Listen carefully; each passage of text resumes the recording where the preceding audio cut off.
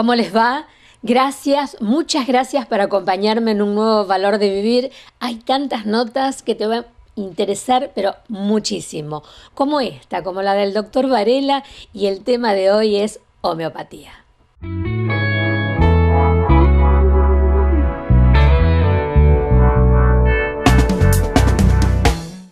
Y ya la acupuntura ya no se discute, ya se la acepta. Y homeopatía comenzamos el año pasado, o sea que este es el segundo año y todavía, lógicamente, hay cuestionamientos, si es científico, si no es científico y todo ese tipo de términos que buscan desprestigiarlo, pero hay una realidad. La efectividad de la medicación homeopática yo no la puedo discutir. La veo a diario, la veo con los pacientes, la veo... y que es, bueno, uno de los conceptos fundamentales es que son remedios. Son remedios. Remedio, la palabra remedio dice remedar. Remedar es, en última instancia, es curar. Para lo cual, el remedar también es recordar. Y los remedios homeopáticos, o sea, las sustancias que se utilizan para homeopatía, en la mayoría son tóxicos. En su función química son tóxicos, al punto tal de que producen alteraciones biológicas. Cuando un paciente tiene síntomas similares o parecidos al estado tóxico de tal o cual sustancia, esa sustancia remeda también los síntomas sin necesidad de actuar en sustancia. O sea, cuando utilizamos el remedio homeopático, estamos utilizando la vibración, que es lo que antiguamente se decía agítese antes de usar. Claro. Es la percusión. Percusión, para Hahnemann, era la DINA, la unidad de fuerza, dinamización, o sea, a través de la percusión despertar un efecto terapéutico que hoy en día lo podemos explicar bastante con la física cuántica. Que mientras no conocíamos este conocimiento desde el punto de vista de física cuántica, no podíamos interpretar y lo teníamos que aceptar por sí mismo. No es por sí mismo, sino por la experiencia.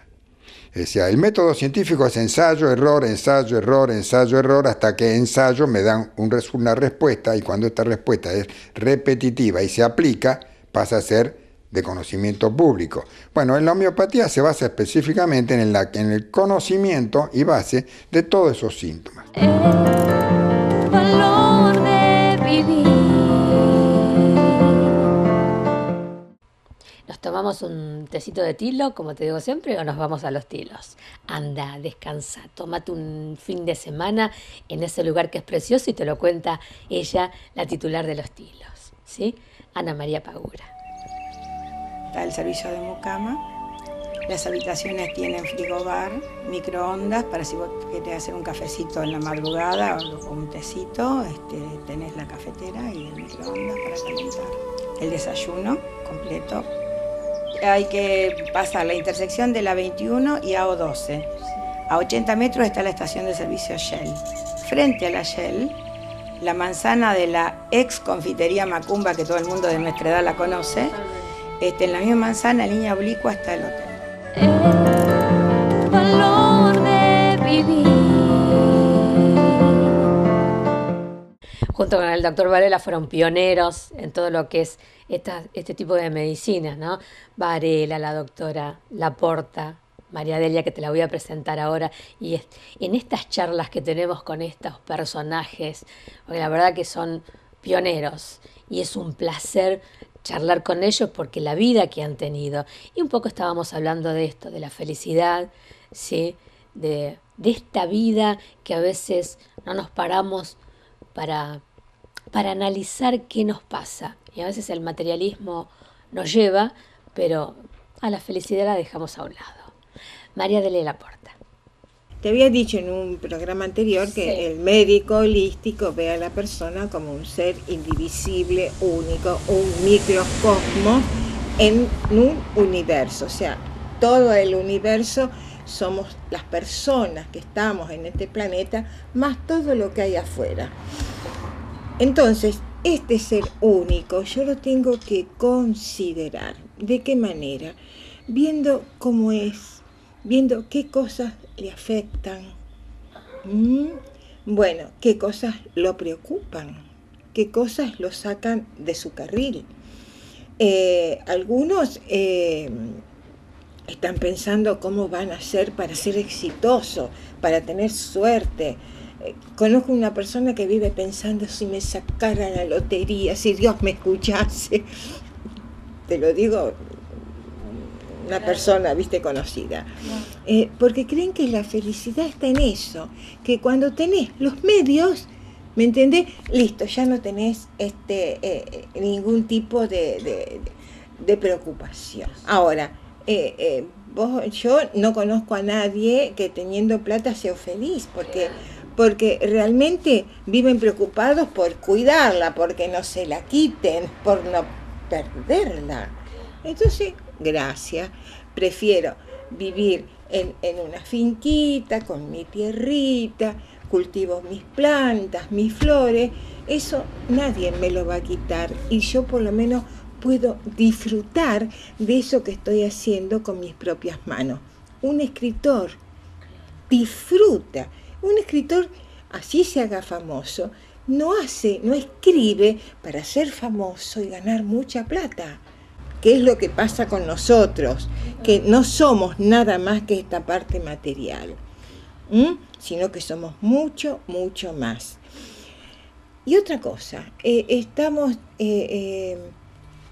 se nace, se crece, se hace adulto, se casan, o sea, ven a la vida como algo lineal, que no tiene nada que ver con ninguna otra cosa. ¿Cómo se hace ese clip?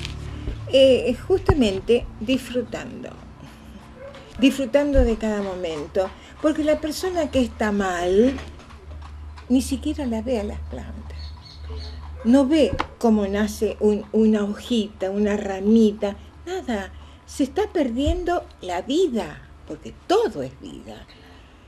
Pueden ir a pasear al parque, pero ¿vos te crees que ven los árboles? Yo cuando era más joven me gustaba ir a caminar, caminaba por el parque, pero iba disfrutando los palos borrachos, ¿me entendés? O sea, todo lo que iba viendo lo disfrutaba. El valor de vivir. ¿Cómo nos relacionamos con el dinero? Que es la parte fundamental de la vida, porque si no tenés dinero.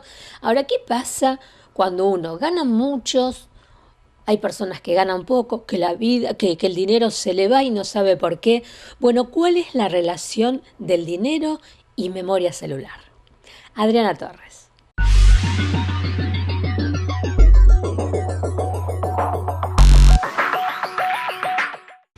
Nosotros, los humanos, nos relacionamos con todo lo que hay en nuestro alrededor, por lo tanto el dinero, también tenemos una relación con el dinero. Y por supuesto que para poder entender la relación que tenemos con el dinero, primero tenemos que entender cuál es la relación que tenemos, o sea, cómo lo tenemos codificado al dinero. Una cosa es lo que tenemos codificado conscientemente y otra cosa es lo que está guardado en nuestro inconsciente. Primero pensemos qué es el dinero. Primero definámoslo. El dinero es algo espiritual. El dinero es un acto de fe. El dinero, podríamos decir, es una energía que fluye, como fluyen todas las cosas en el planeta. Entonces, ¿cómo tenemos codificado nosotros? Cuando el paciente viene por problemas de dinero a la terapia de memoria celular, obviamente vemos unos cuantos factores de cómo se relaciona con el dinero. Y muchas veces el dinero lo tenemos mal codificado porque en nuestro país no tenemos historia.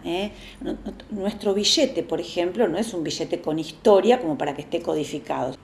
Entonces, muchas veces hay personas que vienen porque entra el dinero en su vida, pero así como entra, fluye y se va.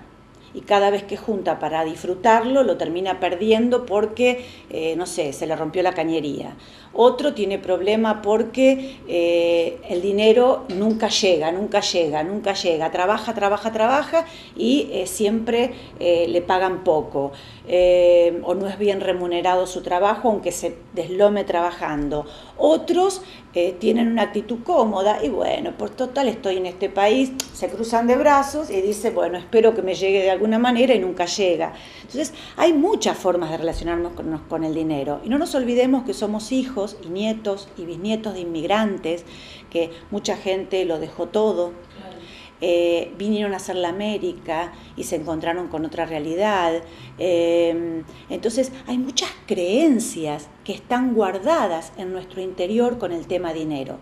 Y nosotros en nuestro cuerpo tenemos memorias, bancos de memoria, y tenemos 7 bancos de memoria en donde podemos trabajar el tema del dinero y ver cómo lo tenemos codificado según las etapas de nuestra vida. Yo muchas veces cuando armo seminarios con el tema del dinero, ya trabajamos mucho este tema y trabajamos cómo el dinero nos llega y por qué no nos llega. Y es muy lindo todo lo que podemos descubrir de nosotros mismos y de cómo estamos relacionados con el dinero. Porque en lugar de vivir quejándonos, lo bueno sería empezar a mirar para adentro y ver qué estamos haciendo y cómo nos relacionamos con el dinero. Gracias. Valor de vivir. Mujeres Argentinas, Mujeres que Hacen. Fuimos a verla a Lorena Jiménez, es concejala del Partido del Progreso Social, y estábamos hablando un poco de su incursión en la política, de su concejalía, y bueno, tiene al lado un referente muy importante que es el doctor Héctor Caballero, y un poco hablábamos de eso, ¿no? ¿Qué fue aprendiendo de este hombre que, bueno, fue intendente, diputado nacional, ahora diputado provincial, y una vida riquísima, y esa experiencia de tener un maestro al lado? Bueno, Mujeres Argentinas, Mujeres que Hacen, y Lorena Jiménez.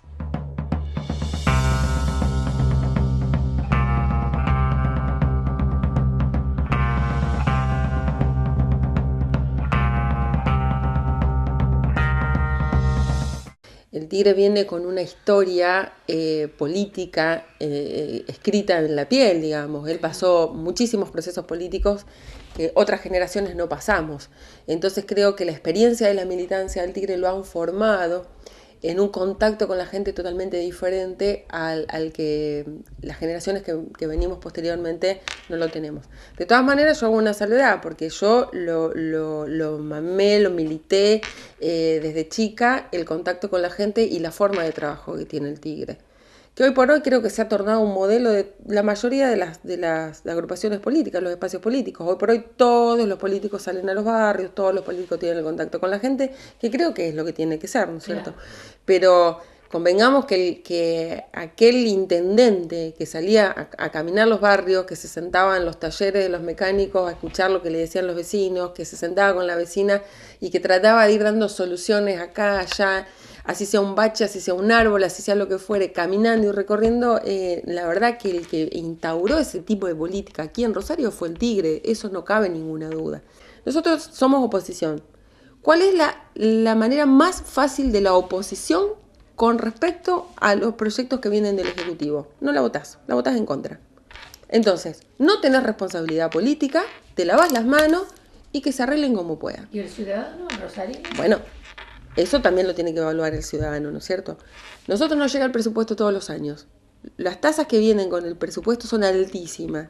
Revalúos. Nosotros cuando lo estudiamos nos encontramos con un montón de detalles que por ahí son demasiado técnicos como para que la gente lo entienda. El Tigre jamás dijo, no lo voy a votar. Siempre dijo, estudiemos el presupuesto. Hay que buscarle una solución que sea la mejor posible para las dos partes. Yo fui ejecutivo, siempre lo dice, y me ha tocado gobernar sin un presupuesto porque el Consejo no me lo votó. Y yo solo sé lo que significa eso. Entonces busquemos la mejor salida posible. En los últimos años, la salida al presupuesto del Ejecutivo se la ha conseguido el Partido del Progreso Social, obviamente a través del bloque interno que tiene con el Frente para la Victoria y todo lo demás, pero la realidad es esa. Entonces, esa es la política que tiene de gobernar el Tigre, que hoy por hoy no la tiene mucha gente. Si vuelvo a repetirte, la etiqueta del sello, la marca de quien presenta el proyecto, de quien se niega el proyecto, es la bandera política para salir a pelear. Yo no voté el boleto, yo no voté el presupuesto, yo no voté... Pero después son los mismos concejales que piden que se haga determinada cosa, determinada otra. Y lo que hay que saber, por eso es tan necesaria la formación política en todos los aspectos, que para que una cosa se haga se necesitan recursos. Y lo que no sale de un lado sale de otro. La ley de partida doble, que es así, en este aspecto de la política es sumamente necesario. El valor de vivir. Alina Marinelli, constelaciones familiares y el trabajo. Muchas veces hay grandes problemas en el trabajo, ¿por qué? Porque tenemos problemas en la familia. Bueno, ella te lo va a contar cuál es ese problema y de qué manera en el trabajo se puede constelar para que se reordene esa situación. Alina Marinelli.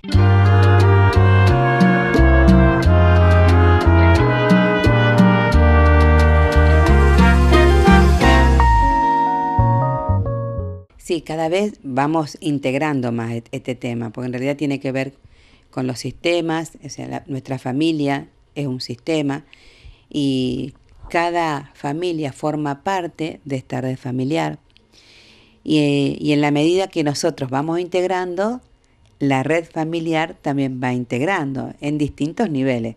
A nivel familia, de nuestra familia, pero también en los lugares que vamos a trabajar, con las personas que nos relacionamos. Bueno, esto se va integrando. Esta posibilidad, el trabajo es como una familia más grande, donde el jefe, digamos, el gerente de la empresa, junto con a lo mejor el directorio vendrían a ser los padres, ¿no? Y a partir de ahí, bueno, están las relaciones de subordinación como de hijo y los lugares que uno va ocupando, el primero, el segundo. En una relación, por ejemplo, en una familia, vos tenés que viene papá, mamá, viene la hija mayor, va a ser la primera, el hijo el segundo, pero también en este orden también son las responsabilidades que van teniendo.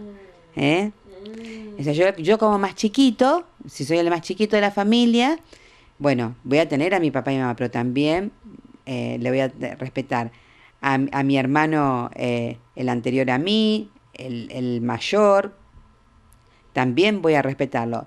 No significa que mis hermanos sean mis padres, no, hablamos de respeto, de orden. Claro. Muchas veces se lleva al trabajo. Sí. Y bueno, cuando pasa esto, qué interesante, ¿quién es que tiene que constelar la situación? Tiene que ser el jefe. Los que estamos, digamos, como si somos subordinados, podemos trabajar la situación y este conflicto a nivel personal. O sea, ¿qué me está pasando a mí con esto? ¿Cómo integro yo? Pero si queremos una solución, porque por eso están las constelaciones empresariales también, que se trabaja justamente este tema específicamente, y donde, bueno, hay una terminología muy, muy específica que se utiliza también. Y bueno, se puede sanar también con una constelación, un conflicto laboral, pero bueno, todos tienen que poner un poquito. El valor de vivir. Sábado 16, 11:30 en el Centro Aurora, Freire 665, anda, porque hay una meditación gratuita, entrada libre y gratuita, así que aprovecha, anda, Freire 665. Y hablando del Centro Aurora, lo tenemos al doctor Jorge Esteves. Bueno, yo le preguntaba un poco sobre el cáncer de páncreas, holísticamente, cuáles son los problemas, ¿sí? Bueno, él te lo cuenta. Y atenti porque muy pronto ya va a lanzar el nuevo libro del doctor Esteves. Sobre 2.500 pacientes con cáncer que atendí, el 90% de ellos tenían como factores decisivos causales de su cáncer los factores dietético-ambientales más los factores psicosocioespirituales.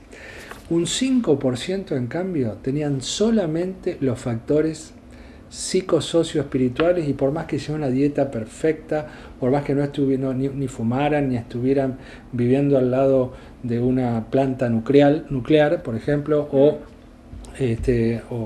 exposición a una antena de celulares cerquita, o en un pueblo sojero con todo lo que se fumiga, etcétera, pero los factores emocionales fueron tan fuertes que en ese 5% alcanzó. Pero en el otro extremo tenemos aquellos que, también un 5% aproximadamente, no tienen absolutamente nada desde lo emocional que pueda llegar a justificar que tengan un cáncer, pero es tan caótica la dieta que llevan y tanta la exposición a contaminantes ambientales, o por lo que decíamos recién, o por ejemplo por estar muchas horas expuesto al sol en horas pico y después de una lluvia con todo lo que eso implica, o por vivir al lado de una planta nuclear y todas las radiaciones que tiene, o muchas otras cosas ambientales, o la dieta caótica. Por ejemplo, las ratas, basta con darle de comer pan y queso a las ratas,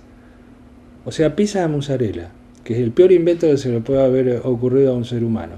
Basta darle de comer pizza de mozzarella o un sándwich de queso a las ratas durante 3 meses y nada más que eso, para que la rata que no se enferme de cáncer se enferme de artritis reumatoidea. Y la rata que yo sepa no tiene factores emocionales que la vengan a afectar tanto. Entonces, vale que lo biológico pese tanto que lo pueda generar, o vale que lo psicológico, emocional pese tanto que lo pueda generar.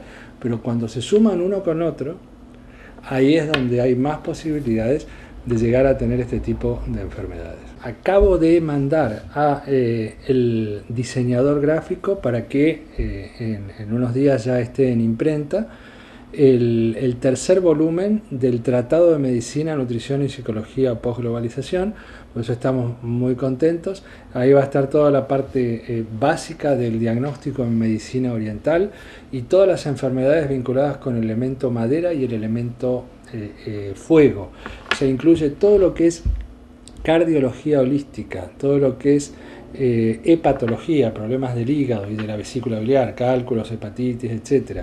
Se incluye todo lo que es alergias, psoriasis, se incluye todo lo que es también problemas vinculados con el colesterol alto, con la hipertensión, con riesgo de infarto, con desobstrucción de arteria. ¿Cómo hacer para desobstruir arteria? Tenemos muchos casos de pacientes que se han salvado que le amputen las piernas gracias a esto. Ya lo explicamos con todo detalle por qué se logra esto. Problemas de psiquiatría holística también, casos de esquizofrenia que han logrado revertirla prácticamente y han dejado los psicofármacos, casos también de enfermedad bipolar o maníaco depresivo, pánico, problemas de ADD, trastornos del intelecto, fallas de memoria y problemas neurológicos como, por ejemplo, Alzheimer, también Parkinson, también epilepsias. El título que va a tener o subtítulo que va a tener es el siguiente: ¿Cómo sanar de raíz muchas enfermedades supuestamente incurables?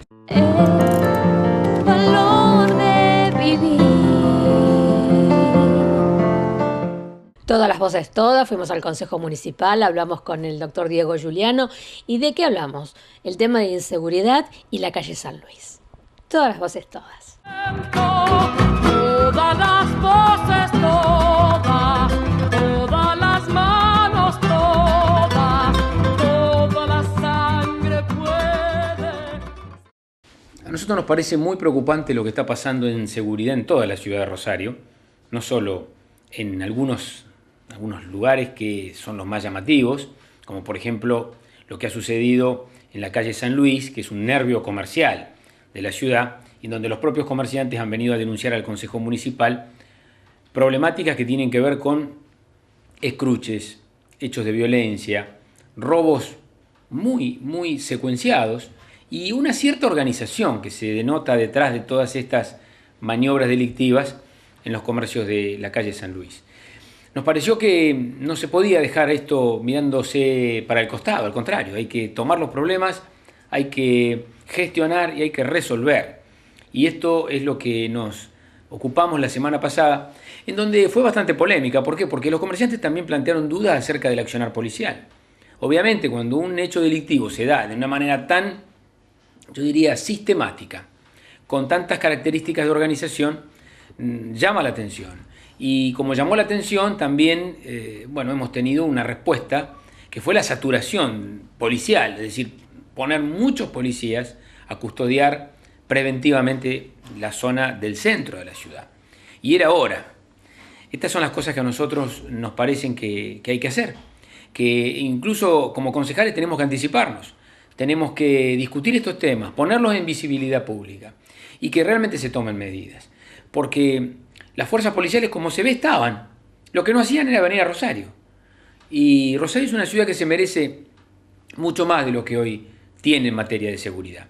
Porque en el fondo Rosario no se merece esta situación de violencia a la que ha sido sometida y que la ha ubicado entre las 30 ciudades más violentas del mundo. Esto nos duele y esto no es un problema que tiene que ver con la naturaleza, no es un problema de un terremoto. Esto es un problema que tiene que ver con falta de políticas públicas, con falta de prevención, con falta de coordinación y de organización. Por eso vamos a trabajar no solamente con los comerciantes de un determinado lugar. Hoy recibimos al barrio 7 de septiembre, que también ha vivido muchos hechos de violencia, ha tenido homicidios, robo a los comercios, robo a las casas particulares, escruches. Entonces, todas estas cosas reclaman un cambio profundo en el tema de seguridad. No es posible que sigamos como estamos, cuando como estamos es lo peor que nos ha pasado en los últimos años. El valor de vivir. A través de este programa fuimos conociendo lo que es la odontología y el láser, ¿sí? Acá lo tenemos a la doctora Alicio.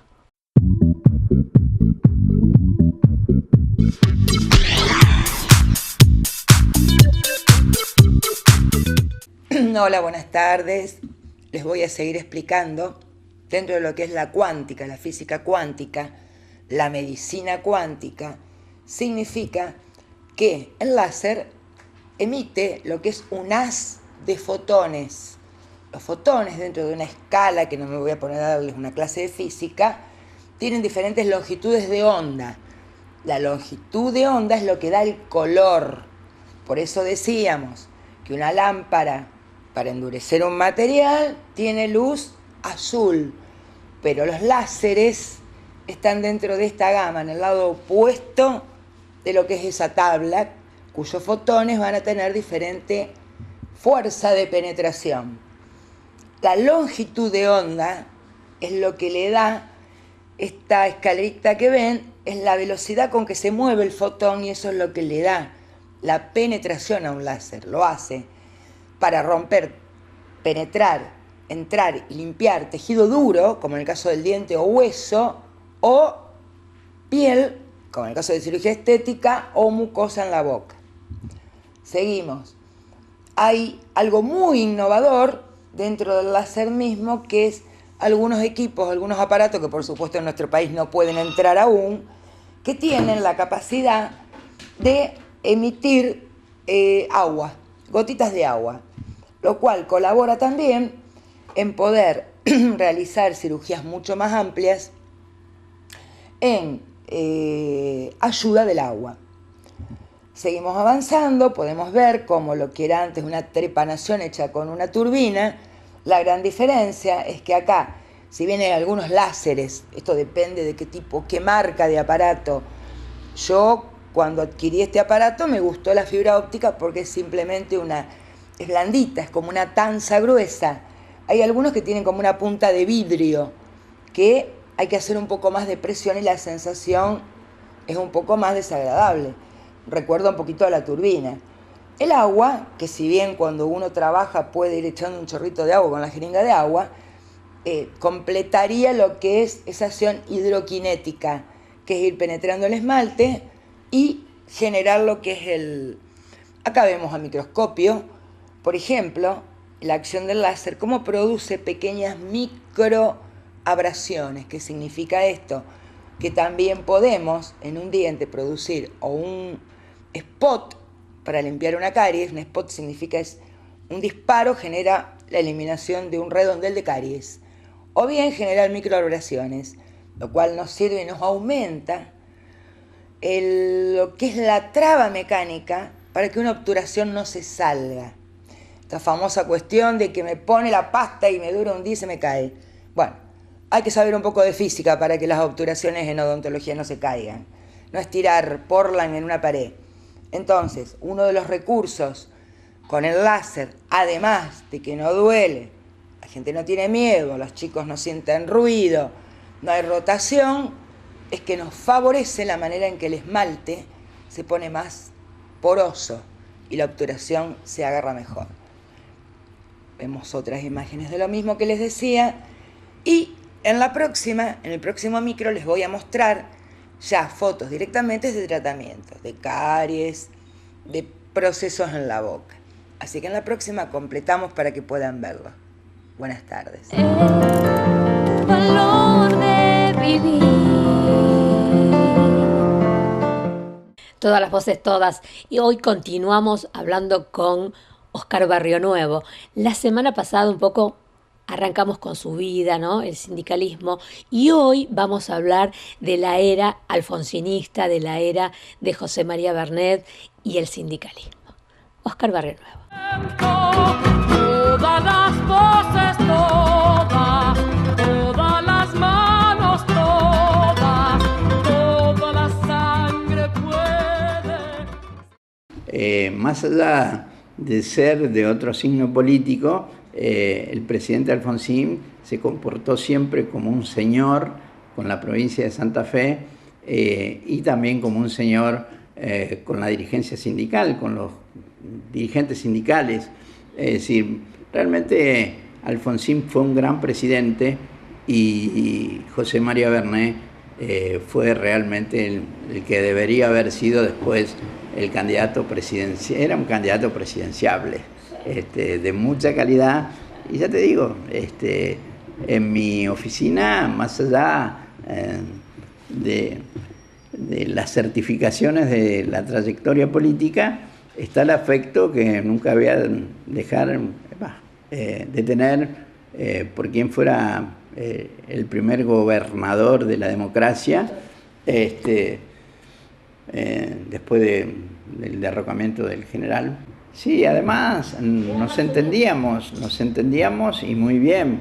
Es decir, éramos escuchados y realmente en ambos lados, tanto en la estructura política nacional con el doctor Alfonsín, como en la gobernación de Santa Fe, que siempre fue lo que, a mi entender, era lo que más requería de la presencia sindicalista en el gobierno. Es decir, entonces, bueno, allí estuvimos abrochados de por vida con esa imagen del hombre del movimiento obrero. Mira, el sindicalismo tuvo siempre una gran lealtad con Perón.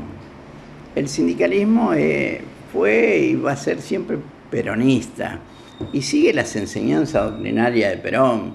Yo te digo, en mi sindicato se da clase de distintos tipos, de la operatoria de nuestro quehacer diario, digamos, una de las clases que se da.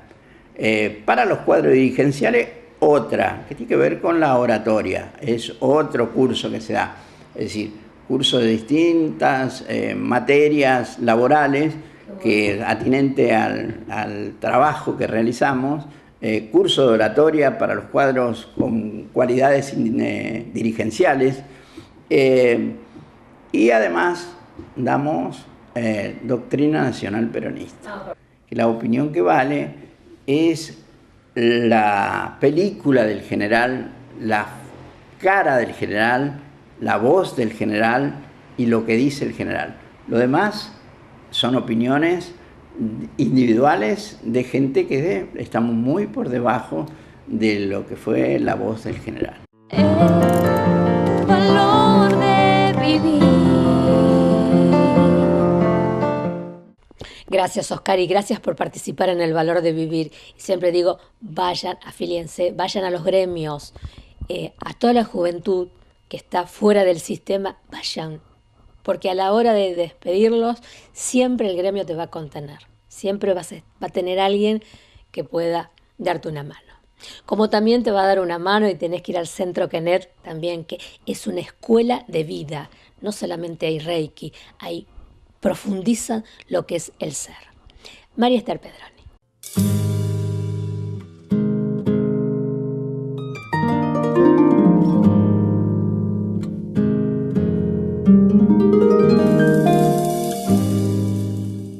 Cuando uno empieza a transitar este camino, un camino de espiritualidad, en donde vos también aprendés a meditar, a tener tus espacios para conectarte con tu interior, con los seres superiores, es como que se va abriendo un camino diferente.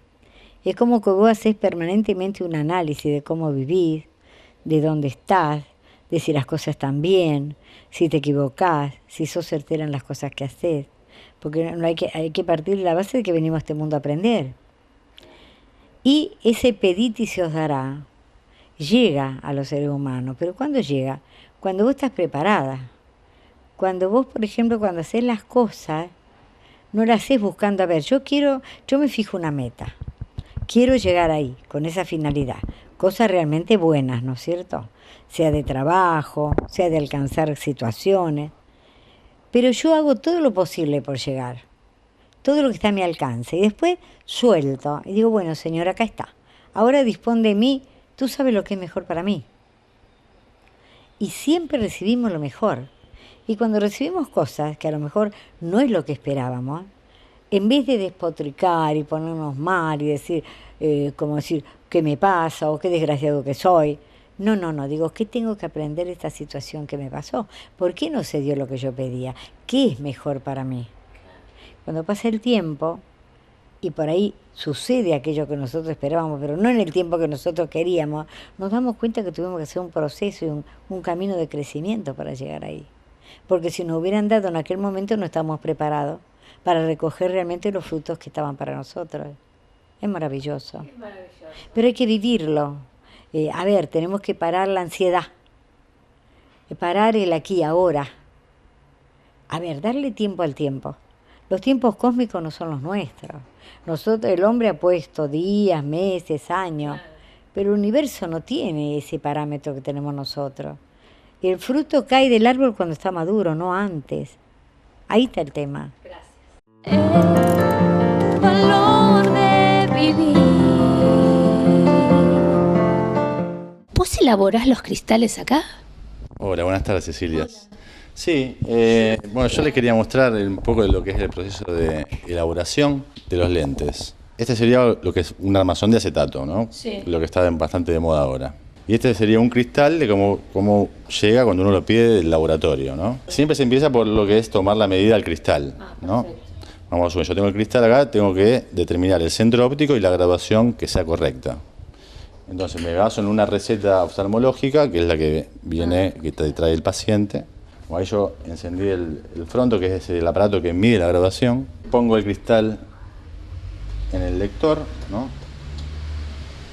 Y ahí me está tirando la graduación, que es menos 0,75 con cilíndrico menos 0,75, la graduación del cristal, que es la que necesitábamos. Y tengo que centrarlo ópticamente, o sea, tengo que llegar a que la crucecita azul que se ve ahí llegue al centro y me ponga que está alineado y centrado, ¿no? Entonces lo voy girando hasta que la cruz azul quede bien en el centro. Y centro y marco con 3 puntos, me marca el eje exacto, ¿no? Y el centro. Okay. Saco y acá tengo las marquitas, ¿no? Yo me guío luego para el armado con estas 3 marcas. Segundo paso, una vez que ya tengo marcado el cristal, tenemos la montura. La montura todas vienen con plantillas plásticas, ¿no? Para la exhibición. El armazón se ubica acá en unas pincitas, se centra y le vamos a dar a escaneado de un solo ojo, porque como son los 2 ojos iguales, escaneamos solamente uno. Perfecto. Entonces yo voy a poner que me escanee el ojo izquierdo. Entonces toco ojo izquierdo y ahora las pincitas que están ahí se cierran para que el armazón quede sujeto y se levanta un palpador si lo vas a ver ahí. Ese palpador toma toda la lectura de lo que es el aro, hace toda la vuelta entera. Valor de vivir. Y mirá lo importante, como te decía antes, la importancia que tuvo el sindicalismo. Y este chico estuvo en los medios de comunicación, es guerrero, y yo le decía, ATE era para vos. La vida te llevó a ese gremio por tu temperamento, ¿sí? Por lo guerrero. Y qué importante la contención que tuvo en este sindicato. Estoy hablando de David Muratore, un chico que maneja, ¿sí?, prensa en ATE. Escúchalo que es interesante la vida. ¿Cómo llegó ahí? ¿Sí? Es un chico joven, así que vale la pena escucharlo. Todas las voces, todas las manos, toda la sangre puede. Nosotros, bueno, éramos un producto típico del neoliberalismo en los 90, éramos jóvenes que habíamos estudiado, la mayoría habían estudiado, algunos habían logrado terminar su carrera universitaria, otros no, y donde lo que abundaba era el trabajo, era la falta de trabajo o el trabajo precario. Fuimos toda una generación que fuimos haciendo distintos trabajos, oficios, entre ellos en mi casa, como te comentaba estuvimos hablando antes de comenzar la entrevista, inclusive en los medios de comunicación importante, donde el modo de contrato era absolutamente precario. Nos empezamos a encontrar con los compañeros que teníamos en común esta historia de trabajo precario, empezamos a juntarnos porque además había un cambio en el país. Esto más o menos 2002, esto fue entre el 2000, peor época, 2001, 2002, 2003 empezamos a ver que había un cambio de coyuntura, como lo habíamos, no es que éramos visionarios, había un cambio de coyuntura, el neoliberalismo había estallado, hicieron una serie de circunstancias casi azarosas, como una compañera que estaba por perder la casa y llama, es una anécdota, y yo no soy muy consecuente con lo que es ATE, independiente de todo partido político, digo, pero esto es una anécdota que pinta un poco a veces como el contexto, la historia personal, pero a veces el azar. Una compañera está por rematar la casa, desesperada llama a Río Gallegos, porque había asumido Néstor Kirchner que era Río Gallegos, atiende un pibito, busca familia Kirchner en la guía, Río Gallegos, atiende un pibito, ese pibito era máximo, pero tenía 14, 15, 16 años, y dice, no te preocupes, soy el hijo, te va a llamar mi papá. La llamó el padre. En definitiva, esta compañera fue y aprovechamos y llevamos una carta diciendo nuestra situación de precariedad absoluta. Bueno, a los 3 días vienen a echarnos, a todos los que habíamos firmado esa carta. Eso provocó, Budini se llamaba el funcionario que vino a echarnos. Y ante eso, bueno, fue una reacción, no podíamos asustarnos o salir a pelearla. Por supuesto que no había, digamos, estaba la posibilidad de UPCN, a donde algún compañero fue y le dijeron que no éramos trabajadores, que éramos precarizados, que teníamos un contrato que no tenía nada que ver con eso. La vía legal no tenía ningún sentido. Y nosotros sabíamos, por compañeros, que había una serie de luchas de la Asociación Trabajadora del Estado que se estaban haciendo bastante conocidas. En ese momento, claramente recuerdo lo que llamaban los trabajadores de menores con problemas con la ley penal. No era exactamente el nombre. Hoy es... menores en conflicto con la ley penal, hoy pertenecen al Ministerio de Justicia, que estaban en negro hacía 10, 12 años y habían montado una carpa para exigir, ya en pleno gobierno de Reutemann, habían plantado una carpa exigiendo el pase a planta permanente. Ese ejemplo nosotros, también había una pelea en fábrica militar, que tenía que ver con la nación, pero nosotros nos costó, pero logramos hacer esa conexión. 2 carpas están peleando contra la precarización, ATE. Bueno, vinimos ATE y lo que nos dijeron, vamos. Sí, estaba en mi casa, estoy en mi casa. Estábamos en casa. Y lo que nos decían eso, el Gustavo Martínez decía, ustedes eran de ATE y no lo sabían. Gustavo Martínez era secretario adjunto. El gran problema de la democracia ha sido el empleo, digamos, este que vos nombrabas, no poder perforar el tema de la precarización. Pero eso tiene que ver con un sistema económico. Digamos, nosotros somos una organización, lo que tratamos de generar poder para disputar el poder. Esto no significa disputarle el poder al Estado, sino para transformarnos en una fuerza donde tengas que ser escuchado. tenido en cuenta. Eso es la política. La otra sería la toma del poder. Nosotros no nos planteamos la toma del poder todavía. No nos planteamos la toma del poder. No es eso a lo que convocamos a los compañeros.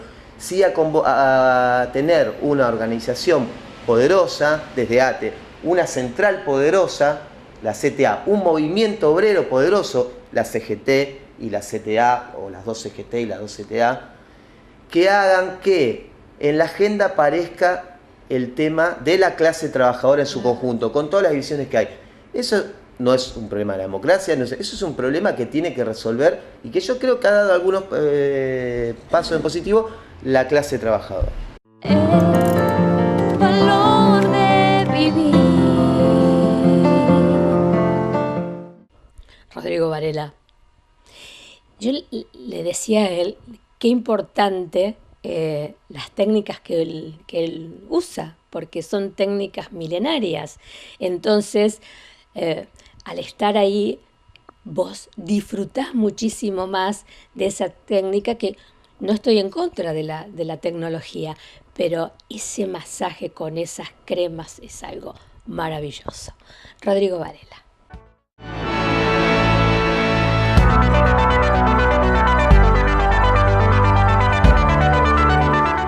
Uno va estudiando, aprendiendo técnicas de masaje y bueno, dentro de todas las técnicas que yo aprendí y con la que comencé, que fue el Tuina, el masaje tradicional chino, se basa en técnicas naturales. Y he visto otro tipo de técnicas y también he visto otros profesionales trabajando con aparatología y todo eso, que hace muy bien, que ayuda, ¿sí? Pero yo me siento cómodo con lo natural, con sentir con las manos. Entonces, con las manos yo puedo sentir dónde está el bloqueo. Y bueno, y estas técnicas que no utilizan químicos, yo uso todas esencias naturales en lo posible. Vamos a decir, las plantas son químicas, sí, son químicas, pero no son químicos artificiales, no son sintéticos, ¿sí?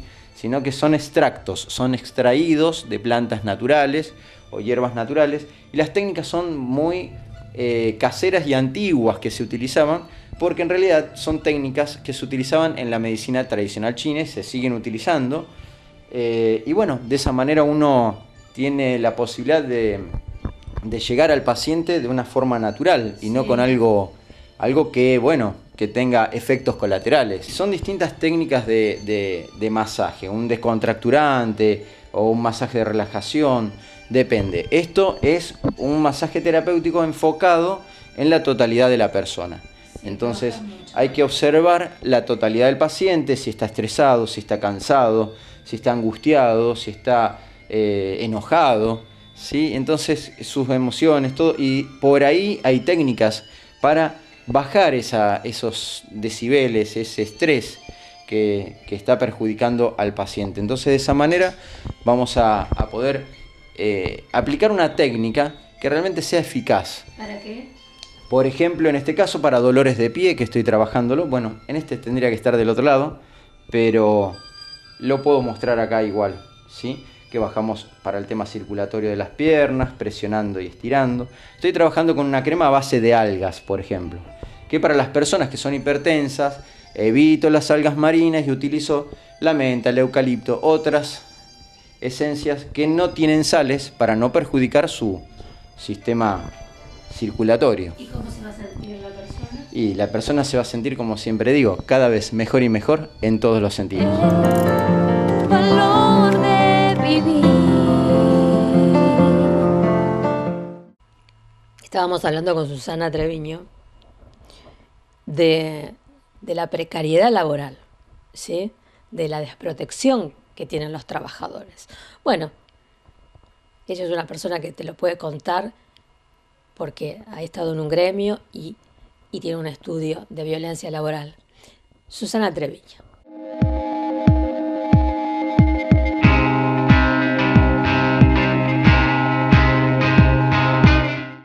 Mira, Cecilia, acá el tema es el siguiente, ¿no? Coincido con lo que vos decís en cuanto a que no han cambiado sustancialmente ciertas políticas en cuanto a la verdadera protección y la verdadera defensa de la persona que trabaja. Es decir, estamos hablando de trabajadores y trabajadoras, pero estamos hablando de un ser humano dentro de una empresa determinada. Y ese ser humano tiene que ser preservado no solamente en sus derechos, que eso es fundamental, en su vida, sino en su integralidad psicofísica. Porque una persona que está presionada, coaccionada, manipulada y ya no aisladamente por ciertas personas que tienen perfiles psicopáticos y que tienen en la empresa y que la empresa lo sabe, porque obviamente, como he dicho en reiteradas oportunidades, ya al realizar los exámenes psicofísicos, que sobre todo en las multinacionales se realizan indefectiblemente, entonces esa persona ya de por sí existen ciertas características, pero hay además, y lo que es peor, una política empresarial que determina que debe existir en ciertos sectores y en los niveles jerárquicos, fundamentalmente, o semijerárquicos, tiene que existir una capacidad a la presión, una tolerancia a la presión.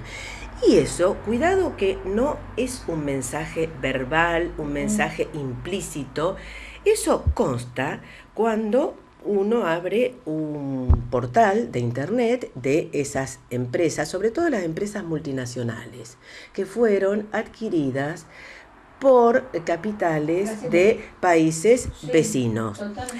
Entonces, estas empresas que originariamente no eran argentinas, porque originariamente eran filiales de empresas sobre todo de Inglaterra, sobre todo en el sector, más que factor, ahí fue un lapsus en cuanto a la incidencia del factor humano y cómo incide el factor humano como negativo y cómo se lo manipula desde la empresa a esas características que tienen las personas. Pero cuidado porque no hay que caer en una teoría lombrosiana.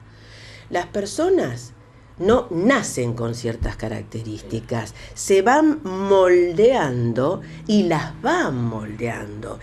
Tengo casos de jerárquicos que han sido despedidos y que además de la jornada laboral se les otorgaba una computadora portátil, una netbook, una notebook, una tablet, para que durante la jornada que se supone de descanso tenían que seguir trabajando y tenían que seguir produciendo para la empresa. Y eso es tolerancia a la presión, a riesgo de la salud del ser humano. Valor de vivir. Viste que nosotros estábamos hablando a lo largo de todos estos programas de la artrosis y el doctor Tobaldo, el sistema que tiene para darte una mejor calidad de vida, que es la ozonoterapia. El ozono es un gas, básicamente. Nosotros médicamente lo producimos a partir del oxígeno medicinal, que entra en un aparato que a través de una carga eléctrica transforma ese oxígeno 2 en un oxígeno 3. Y vos en el ambiente aparece el típico olor a tormenta. El tratamiento de ozonoterapia en la artrosis es intraarticular. Se inyecta dentro de la articulación. Se produce una expansión de la articulación y quedan esas cargas liberadas de oxígeno en el espacio intraarticular. Y como eso está oxidado, y para que haya oxidación tiene que haber unas moléculas que se llaman radicales libres, que en la órbita más externa tienen un número impar de oxígeno. Esa molécula de oxígeno además se incorpora a esa órbita externa y transforma una molécula que era un radical libre, que era oxidante, en un antioxidante. Entonces por eso es bueno el efecto. Después tiene otros efectos como mejorar la circulación, bloquear si hay alteraciones, estabiliza las membranas de las terminales nerviosas, con lo cual calma el dolor. Tiene muchos efectos. Hidrata el cartílago, o sea, es muy importante cuando hay una degeneración discal, por ejemplo en la columna, o de menisco en la rodilla, el ozono restablece las condiciones y hace que esa almohadilla que hay retome su tamaño y pueda separar las carillas articulares. O sea, primero se hace un diagnóstico adecuado, porque ya te digo, mucha gente tiene esta confusión que vos tenías al principio. Decir, doctor, vengo porque tengo artritis. No tenés artritis, tenés artrosis. Entonces, bueno, primero ese es el diagnóstico adecuado, porque si una artritis tiene otra línea de tratamiento. La historia del paciente es muy importante en cuanto a la historia de dolor. Porque, claro, porque, o sea, para que llegue a haber una enfermedad degenerativa, tiene que haber pasado varios procesos que nosotros, los médicos, con nuestros tratamientos que fuimos haciendo con respecto al dolor, vamos bloqueando la respuesta natural del cuerpo, no dejamos hacer al cuerpo. Entonces, eso se llama vicariación, y eso tiene etapas, de acuerdo a si el tema está dentro de la célula o afuera. Si está dentro de la célula, ¿dónde está? En el citoplasma o en el núcleo. Entonces, de acuerdo a donde estén las toxinas, el organismo pone mecanismos en marcha para solucionarlo. Ese mecanismo en marcha que pone el cuerpo nos tira determinados síntomas, y nosotros bloqueamos los síntomas con medicación. Entonces, el proceso es un proceso por abajo de la alfombra, digamos.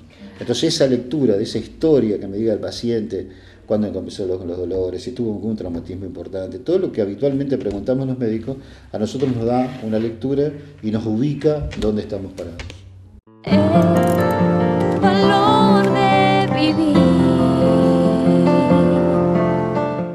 Ya llegamos al final del Valor de Vivir. Gracias por acompañarme. Nos vemos el domingo a las 8 de la mañana con mate, bizcochitos y el Valor de Vivir. Gracias.